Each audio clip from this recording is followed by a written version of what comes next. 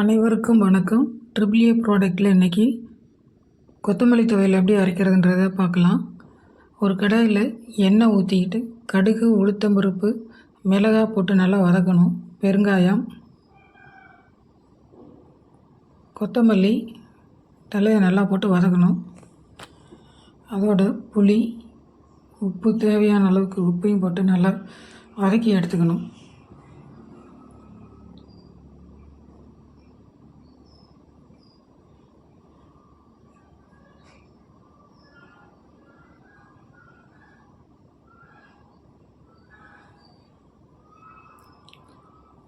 இது ஆறினோடனே ஒரு மிக்ஸி ஜாரில் போட்டு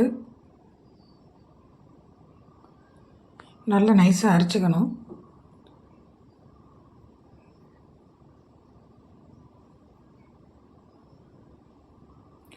மறுபடியும் எண்ணெய் ஊற்றி கடுகு, உளுத்தம்பருப்பு தாளிச்சிட்டு